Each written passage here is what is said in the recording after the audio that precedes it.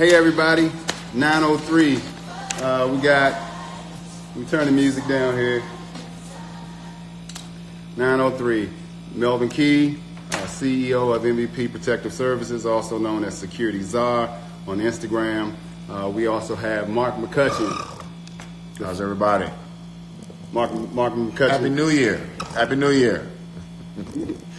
Mark McCutcheon is the Executive Director of Training here. He's one of our senior executive protection agents.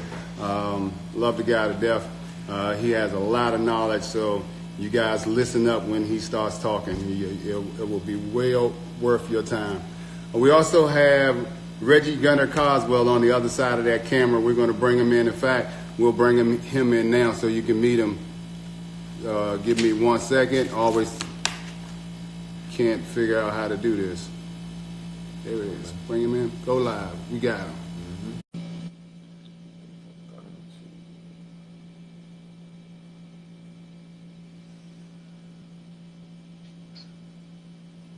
Hey, Reggie. Hey, sir. How are you tonight? Great, sir. Good to see you. What's up, Gunner? Yes, sir. What's up, sir? How you doing? How you doing, sir? Oh, man. You know how I doing go. well, but wishing I looked as young as you do every day. I'm trying, man. I got a birthday coming around the corner, too. Yes, indeed. Yeah. He's like Benjamin Button. He ages in reverse. Every day. Every day. Hey, so listen, we have Reggie Gunner, Vice President here in charge of all executive protection. He's over there doing what he does, and he's going to talk and give you some pointers from his perspective on the executive protection agents industry. And also we have some very, very special guests. We have Cesar in Mexico. He's going to talk about armored vehicles. We have Monica in Portugal. She's going to talk about being a female agent in the industry and what it takes to be successful. And we also have Jessica Anson, who's currently in Colombia, but is a senior executive protection agent, has trained many executive protection agents for the U.S. government, has been on many details with the Secretary of State for the United States and on for the President of the United States. So you guys will be able to talk to her and ask questions. And, we hope that you learn a lot from it. So without further ado, Reggie Gunner Coswell, you are up. Let's talk shop. All right. Well, listen, good evening to everybody once again. I do want to acknowledge quite a few people that are clients have jumped on here. So I do want to acknowledge them if I may. Mr. DJ Armand, who's one of the industry's top film, television production companies and casting, along with his partner, Miss Winsome Sinclair, one of the best, largest casting directors and crew and productions around. Has worked with any and every director you can imagine, from Spike Lee down to Spielberg, if I'm not making a mistake on that. But just wanted to acknowledge him. Thank you, sir, for being on this line. Definitely appreciate that. Joseph Brickhouse, want to thank you as well for being on here. One of the additional most seasoned executive protection agents and owners in the industry out of New York, who has done and continues to do everybody. So again, just a few of you, and I do see a couple other ones. So if I don't acknowledge you or get you right now, we'll definitely try to get you later. But again, we definitely appreciate you all for being on tonight's live. I wanted to start off tonight. This is like our fourth one in, so a lot of the followers already know who I am and what my background is, but I'll cover that in a quick 60 seconds. Got into the business back in 1990, 91, through a gentleman named Chelly Davis out of New York, actually, as an extra. I was being an extra in a movie, and he owned a security firm, asked me to jump in. I did that. He put me on with Denzel Washington and quite a few other ones, who was one of my first clients. And then from there, we, or should I say myself, jumped over into the United States military, the United States Marine Corps, with 2-6 and 1-6 state platoon, scout sniper platoon, 8541 to those military individuals that are on the line, have done tons of work, not just with the military, but outside of that, Marine Corps FAST team, presidential details, so on and so forth, a lot of State Department work after which, so on and so forth. So that's just a quick down and dirty. I don't want to linger on about myself. But, one of the topics that we wanted to talk about tonight, one of the subject matters is, and this is for those individuals that are on this line that are in the executive protection field and those that are thinking about getting into the field as well. I'm going to make this kind of short as well, but I definitely wanted to touch on this, is your worth, knowing who you are, knowing your worth, knowing your value, and what's the measuring stick that you use and or that you are actually using. And so that stick goes with, quite simply, your training, your background, your experience, where you come from, what have you done. Here's a quick scenario I like to use. If you take two McDonald's employees, you take the first one who's brand new, cashier, he may be sweeping the floor, mopping the floors, but then you have the branch manager. The branch manager is controlling the entire operation of the store, making sure that guy is doing what he's supposed to do, making sure that the doors are open and closed when they're supposed to, making sure that the cash register it has a certain fund when it opens and when it closes, making sure that there's a profit to the business as opposed to a loss.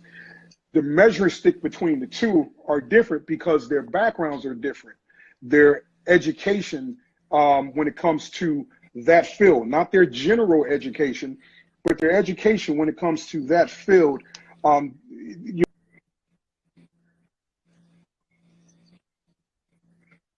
we equate that scenario to executive and personal protection. It's the same thing. If you are a new guy or if you are an individual that has been in the industry, done nothing, and I repeat, you've done nothing to further your education on your subject matter, on your craft. You have not taken any certifications. You've not been to any schools. You're not constantly working on your craft and training, so on and so forth, but you're just a body. You cannot compare your worth to the next guy, whether newer or older, who is in the field equal to you, who has done all of those things. He's been to the executive protection training academies, recognized or not, but he's gotten some of he and she, when I say he, that's general, he or she has gotten those certifications and that experience. They may come from whatever various backgrounds, whether it's military, whether it's law enforcement, whether it's just right off of mom's couch and they decided that this is what they want to do, but they applied themselves and they put everything within who they are. That value, those certifications, that training, that education, that knowledge, and that constant practice on your craft is what's going to separate you from the rest. And so, with no disrespect to anyone, because I've actually had this question come up this week from some individuals that's actually been in the field for roughly 5 years or so, but have not taken one course, has not done anything besides work, as a bouncer in a club, and then covered a few artists, if you will, as they came in town, but has no experience whatsoever. So in essence, it's just been a thing to make money, to continue on, their daily living on a daily basis. I'm telling them the exact same thing I'll tell anyone else, and what we're saying now. Work on your craft, get the education, get the training. And when I say the education, that's just not the hard physical aspect. Get the knowledge, the background. Go to the schools that are going to teach you the basics, that are going to teach you, if you will, the fundamentals of this industry, the do's, the don'ts, the laws, local, national, statewide, international, so on and so forth. get with this group that you are on here watching now to get that training and then some. Okay, that's the answers that we're going to give you. So I hope, and again, I just wanted to touch on that really quickly to kind of answer that, because that was a pressing question for me pretty much the entire week. So we wanted to address that. I would like to, at this point, let's see here. I would like to, at this point, pass it back over, actually bring Mr. Key back on, if you could, sir. Are you there? Hey, Gunner, very, very good perspective. Yes, I am here. I love your points, man, and that's that's a repeating theme. You know, if you want to grow in the business, you have to sow into yourself. Nobody else will invest in you if you don't invest in yourself. Absolutely. So very good point. And so you yes. know, part of that. I'm sorry. You know, and part of that. Okay, sir. So part of that as well. Just to back up for those individuals that are in the field, who do have the training, who do have the knowledge, the search, the background, who do constantly work on their craft, but those same individuals, unfortunately, skip one of the most vital aspects of who they are and what they have. And that's simple. It's as simple as this: notifying your clients and or your firm, or having your firm notify your clients and or the clients of those exact things.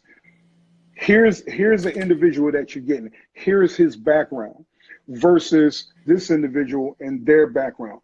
That is going to enable you to be able to take your worth from whether or not you're a $200, $300 a day guy, which, you know, we stay away from, to those guys that are $500, $750, $1,000 a day individuals that you know you all are looking at right now on this live.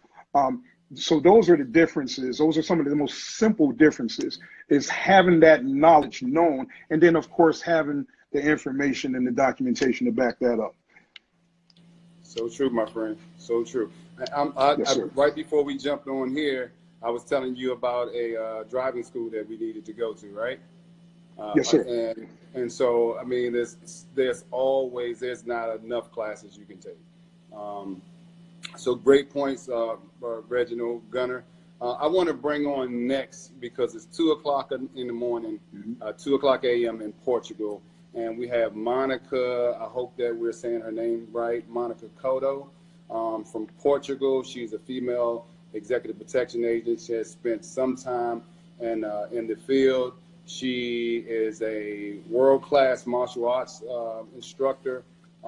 She's won many championships. She's also a world-class firearm instructor.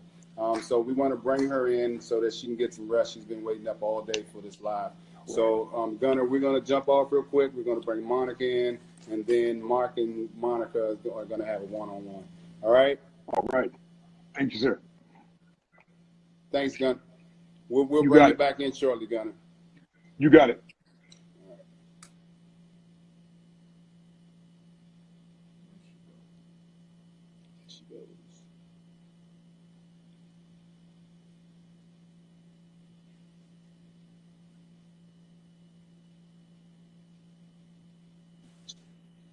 Hi, Monica. Hello, how are you? We are doing well. How are you? Very good. I'm still awake. I see. Thank you for staying up. My pleasure. I was listening to Gunner and I was just, wow, I agree with him when he talked about education and training. And I was like, that's it. So I'm Monica from Lisbon, Portugal, Europe. And I'm 39 years old. And I started, martial arts I've been doing since I was 11. And bodyguard always was my dream. You know, like since I was a kid, I want America, the dream, bodyguard, movies.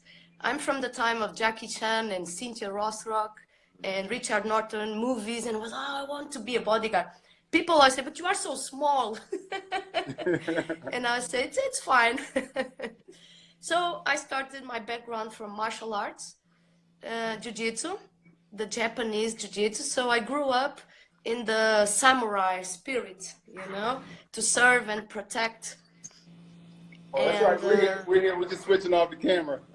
We're going to switch to Mark. okay, Because jiu-jitsu is his thing, and you guys have a common ground. That's right. really? Yeah. Oh my God, I love it. Yeah. Yes, I've been doing so 28 years, and I'm a teacher. So when I don't have work, because here in Portugal it's not easy to find contracts like long term. So we have like short terms, like 1 week or 1 month, and I have to find a way of surviving, as you know. So I teach jiu-jitsu, and I just went to college, university sports education 3 years ago. So we don't stop learning. And as I was just listening and sharing with some females, with sometimes females agents or people who want to go in the business say, oh, you are a female, so you have good chance. It's not easy, because people say, oh, you work with the women, you work with children, but to get in, to get that, how do you say, the contact, here it's not easy. I don't know, in America, I've been in New York last year, working with the Sheikha in Manhattan, and she wanted to give me like a contract for 1 year. It was very good, but 1 year, it was too much for me. Because I love teaching jiu-jitsu, so my students, my kids, I was like torn, you know, good money or happy. Right. So sometimes I always say people, follow your heart. When I grew up with a bodyguard, it was like a dream, a passion, and when I do it, I'm professional. But when I don't have the work, I just go for martial arts, and I'm happy. That's the most Monica, important. when we first started doing this on Instagram, we had a lot of questions about female bodyguards and how important and how hard or how easy would it be for a female to get into the industry. Let me ask you a question. How did you actually get started? I see you have a very extensive military background, but how did you get started for our female viewers to transition from whatever they're doing now and getting into the EP field, and how did you actually do that? How did you make that transition? So when I started, I went for the drivers, the professional driver, you know, to drive kids to school and take them home. And my first instinct was, maybe if I take some training, education in driver, I will meet someone that works in security. And I was right. When I went there to the course, I met one bodyguard and he introduced me to the company, and the company hired me to be the self-defense instructor. After they asked me, do you want to do the bodyguard course? We pay you, you do the bodyguard course, and then you can teach. And I was like, that's perfect. So that was my door. Education, again, you have to follow, and you have to go for your instincts, you have to follow your instincts. And I was like, what skills do I need to be a good body? I have to drive, do I need martial arts, what do I have to learn? So I was speak English, speak French, speak Spanish, more language, more background. So I started to go from there. Then I work amazing. as private security, private That's security amazing. for buildings, from there, and then growing up until I get the connections. That's amazing. That's some of the things we cover when we do our live views. It's about building a network, talking to different people in the industry, and you'll never know exactly where that might lead you. That's very good.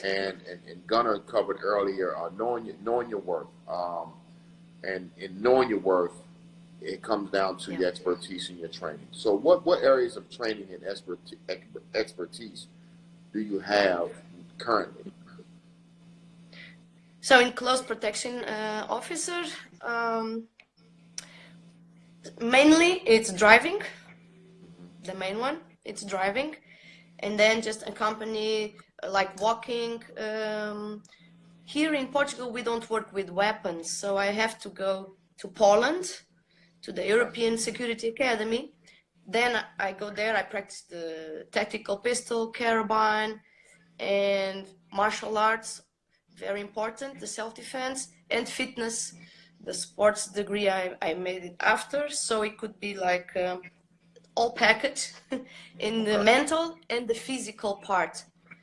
So now I want to learn more and looking for new courses to put more skills. That's what I need. But I'm very limited to Portugal because we don't work with a weapon. So maybe I have to go abroad and learn more. No, that's Yeah. well, we have the advantage of that in America. Yes. It's an advantage and a disadvantage. One of the advantages is that you can acquire a weapon and get the training that you need to succeed in the field. But then there's a disadvantage where an individual will acquire the weapon and then try not to seek any other training. So, exactly. So it's important that you have developed your skill set without the weapon, as far as close protection, personal protection, martial arts. Yes, close combat. Yes. Close combat, exactly. Yeah. Hand-to-hand combat, Exactly. and things of that nature. What type of clients have you worked with in the past? I worked with high class, so usually it's a family that comes to Portugal or Spain for vacations, holidays, and I stay with the wife and children. So high class for now, and in New York, just with the Sheikh also, just protecting the principal. That's my main role. I wish I could do more. I want everybody to know when she throws that word out there, shaker, that's just not a light word that she's throwing out there. That's royalty for you guys that don't know. I've worked with shakers before. In fact, I sent the email to Shaker's husband today.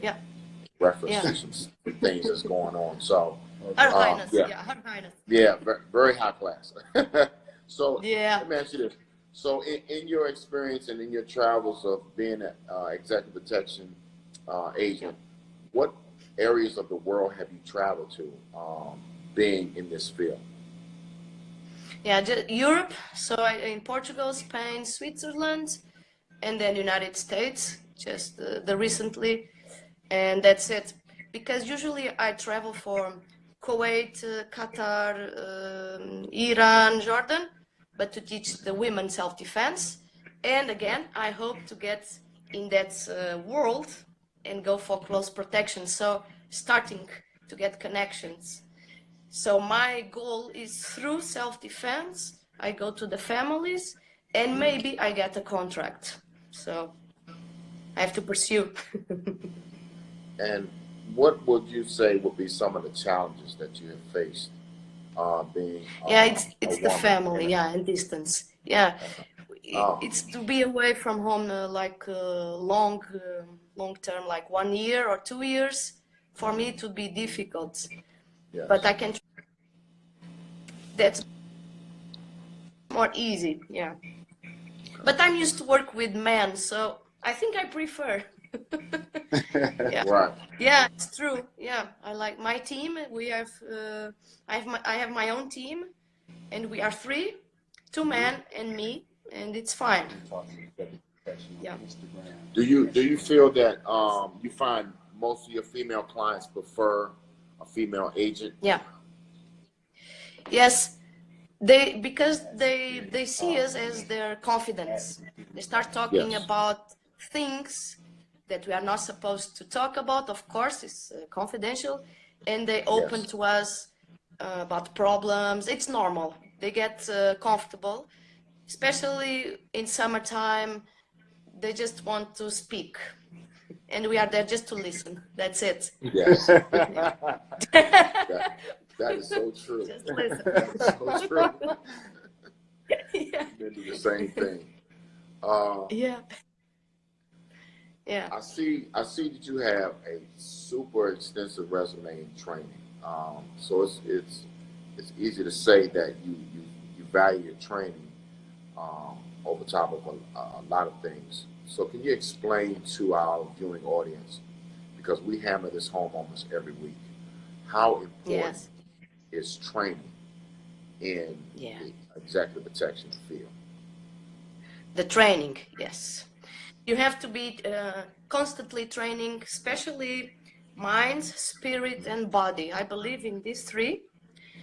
Knowledge all the time. I agree with Gunnar. You have to recycle. Technology is changing. The world is changing. So we have to know the threats.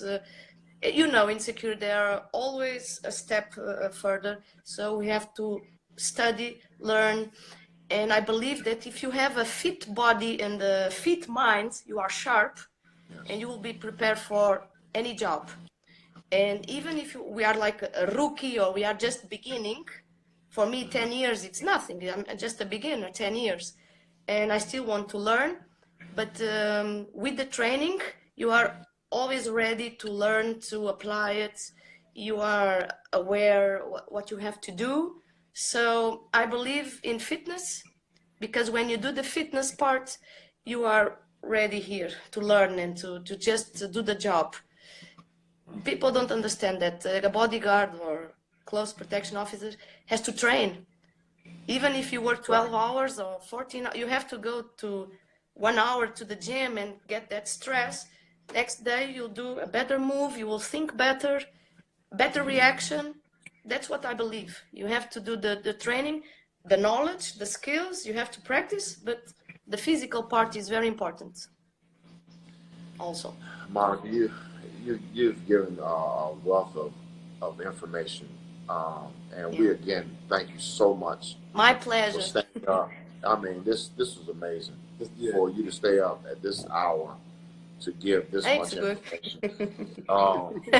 You're in Portugal. I'll be in the UK in April, so maybe we'll touch bases. Just call me. Yeah, I might need you, so I will definitely touch base with you. And again, we thank you so much. This was a wealth of My information. pleasure, my honor. Yes. Yes, ma'am. Monica, thank you. And we've been talking for a long You're time. welcome. Yes, we will. Yeah. We will definitely be in touch afterwards. Like Mark said, We he'll be will. in the UK, and hopefully you guys can pull something together. I'll actually be there for 5 months, so you gotta come. Even if we don't do anything but get on the map. We gotta do something, okay? Oh, yeah. Come to my mat. Okay. My If honor. you beat him up, make sure you get a video. I make a video throwing him. Yeah, that's right. Thank you, dear. Keep up the good job. Yeah. Thank you, and we'll be in touch. Yeah. Thank you. No problem. Bye-bye. Bye-bye. Bye-bye. All right, we're gonna. That was amazing. That was amazing. I told you guys, we have a lot of talent all across the world. We know a lot of people. We have a lot of connections, and like Monica said, where she just went in to be a driver. Sometimes that's the very, very first step in the door. Get in the door. And after you get in the door, make sure that your character and integrity is there. And people will see that. You don't even have to ask for jobs. Somebody will see that you're good at just driving. And then they'll say, hey, man, have you ever been interested in, maybe doing some of the things that we do, close protection, personal protection? So that's it. Get in the door. Make sure that your character is in check. And, you can grow in this business. So listen, I hope you guys enjoyed Monica. I hope you enjoyed Mark. We're going to go away for 1 minute. And when we come back, we're going to come back with Reggie Gunnar Coswell again. And Reggie is going to introduce you guys to our next guest, Jessica Anson. Jessica Anson from formerly worked with the State Department. And now she's living in Colombia, a female agent with a lot of experience. So stand by. We're going to bring Reggie Gunnar in. We're going to take a quick break. We'll be right back.